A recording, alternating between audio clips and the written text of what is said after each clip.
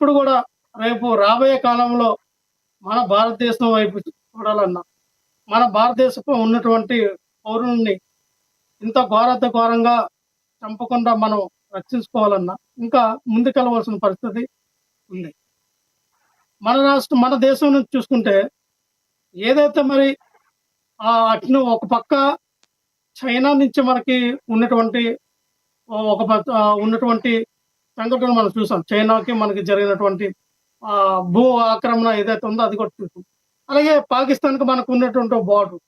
మరి పాకిస్తాన్‌కి మనకు ఉన్నటువంటి బోర్డర్ నుంచి ఏ రకంగా వాళ్ళు మన దేశంలోకి వాళ్ళు జొచ్చుకొని వచ్చి ఏదైతే పెహల్గాంలో జరిగినటువంటి సంఘటన, అక్కడ కొంతమంది ఏం చెప్తా ఉన్నారంటే, ఇగో మా మతం పేరు అడిగి లేదా వీళ్ళు సుంకి చేసుకున్నారా లేదా అని చూసి కాల్చి చంపారని కొంతమంది.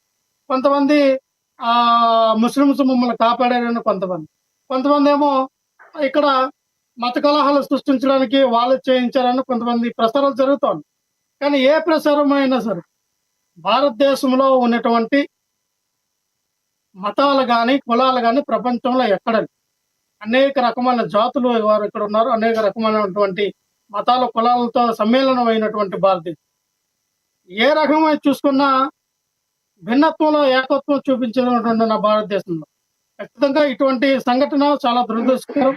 అందరం ఏకతాటిపైకి వచ్చి ఇటువంటి చర్యలు మనం ఎదుర్కోవాల్సిన బాధ్యత ఎంతైనా ఉంది. లక్ష్మీనాథ్ గారు ఈయన తీసుకున్న నిర్ణయం ఏదైతే ఉందో, పాకిస్తాన్ పైన మనకి జమ్మూ కాశ్మీర్‌లో ఉన్నటువంటి హక్కుల కోసం చాలా సంవత్సరాలుగా మనం వాళ్ళతో మనకి ఉన్నటువంటి యుద్ధ వాతావరణం మనం చూసాం. కానీ శాశ్వతమైన పరిష్కారాన్ని ఎందుకు చూపించలేకపోతుంది? ఇప్పుడు పాకిస్తాన్ ద్వారా ఉన్నటువంటి బలం ఏంటి? పాకిస్తాన్‌కి మనకి యుద్ధం జరిగితే పాకిస్తాన్ తట్టుకోగలదా? తట్టుకోలేదా? పాకిస్తాన్ మనకున్నటువంటి ఆర్మీ సైన్యం గాని, మనకున్నటువంటి నేవీ గాని, మనకున్నటువంటి అనేక రకమైనటువంటి అనుభవములు గాని, ఇవి గాని ప్రతిది కూడా వాళ్ళతో పోల్చుకుంటే మోర్ దాన్ మనకే ఎక్కువ ఉంటది. వాళ్ళ దేశం చిన్నది, వాళ్ళకి తక్కువ ఉండొచ్చు. కానీ ఇక్కడ నేను చెప్పేదేంటంటే, పాకిస్తాన్‌తో మనం యుద్ధానికి రెడీగా ఉన్నాం. పాకిస్తాన్‌తో మనం యుద్ధం చేస్తామంటే, పాకిస్తాన్‌కి చైనా ఖచ్చితంగా సపోర్ట్ చేస్తది. చైనా దేశం పాకిస్తాన్‌కి సపోర్ట్ చేసినప్పుడు, భారతదేశం ఎందుకు ఏ రకంగా పాకిస్తాన్‌తో యుద్ధం చేస్తది? అందుకనే చాలా మంది ఏమనుకుంటారంటే, మనం ఎందుకు ఇంత శాంతియుతంగా ఉన్నాం? మనం ఎందుకు యుద్ధం చేయలేకపోతున్నాం? మనం ఎందుకు వాళ్ళ పాకిస్తాన్ లేకుండా ఎందుకు చేయలేము అనుకుంటే, పాకిస్తాన్ అనే ఒక దేశానికి మనకి ఎవరైతే మనకి శత్రుత్వ దేశంగా ఉన్నటువంటి కొన్ని దేశాలు. లక్ష్మణరావు గారు, ఏదైతే మీరు అన్నారో చైనా సపోర్ట్ చేస్తుంది పాకిస్తాన్ కానీ ఎప్పటికప్పుడు పరిస్థితులు మారిపోతూ ఉంటాయి. ఇప్పుడు చైనా ఉన్న పరిస్థితుల్లో అమెరికా ఏదైతే చైనా మీద ఆంక్షలు విధించిందో ఇప్పుడున్న సిచ్యువేషన్లో భారతదేశంతో గొడవ పెట్టుకున్న భారతదేశంతో ఏదన్నా చిన్న ప్రాబ్లం వచ్చినా చైనా యొక్క ఆర్థిక వ్యవస్థ కూడా కుదేలైపోయే పరిస్థితి. ఈ రోజున చైనా కాదు కదా, ప్రపంచవ్యాప్తంగా ఉన్న అన్ని దేశాలు కూడా ఓన్లీ ఇండియాకే సపోర్ట్ ఉంటాయి. పాకిస్తాన్ని ఏకాకి చేసి ప్రపంచం ముందు దోషిగా నిలబెట్టింది భారత్. That is India. ఈ రోజున చైనా కూడా పాకిస్తాన్కి సపోర్ట్ చేయలేని పరిస్థితిలో ఈ రోజున ఉంది అంటలో అతిశయోక్తి కాదంటారా? కరెక్టే, మీకు కాదనట్లేదు. కానీ లక్ష్మీనాథ్ నేను అనేది ఏంటంటే,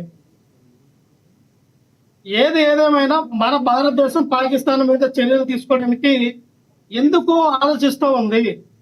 నేను చెప్పేది ఉదాహరణకి నేను చెప్పాను, చైనా లాంటి దేశాలు వాళ్ళకి వెనకుంటాయి, వాళ్ళకి సపోర్ట్ చేస్తాయి. కాదుకూడదు అన్నప్పుడు వాళ్ళ ఆర్థిక పరిస్థితులపైన మనం కొడతామన్నా సరే, చైనా అటు అంటారా ఇటు అంటారా అంటే పాకిస్తాన్ అయిపోయి ఉంటుందండి. మనకి ఎవరు సపోర్ట్ చేస్తారు? అమెరికా సపోర్ట్ చేస్తుందా? మనకి ఏదైనా మనకి తటస్థమైన దేశం మంది. ఎక్కడైనా యుద్ధ వాతావరణం వచ్చినప్పుడు వార్ 1లో కానీ వార్ 2లో కూడా మనం పాల్గొనలేదు. వార్ 3 వచ్చినా సరే ఖచ్చితంగా మన తటస్థంగా ఉండవలసిన దేశమే. సో అందుకనే భారతదేశానికి కాస్త కూస్త సపోర్ట్ చేసిన దేశం ఏదైనా ఉందంటే రష్యా వల్ల మనం చాలా వరకు కూడా మనం ప్లస్ పాయింట్ గా మనం వెళ్ళాం. రష్యా దేశం మనకి సపోర్ట్ ఉంది కాబట్టి చాలా వరకు మన మీద పాకిస్తాన్ యుద్ధం కాల్దోవడానికి వాళ్ళు కూడా వెనకడుగు చేస్తారు. కానీ చైనా ఇప్పుడు అమెరికా లాంటి అగ్రరాజ్యం కూడా మీరు అన్నట్టుగా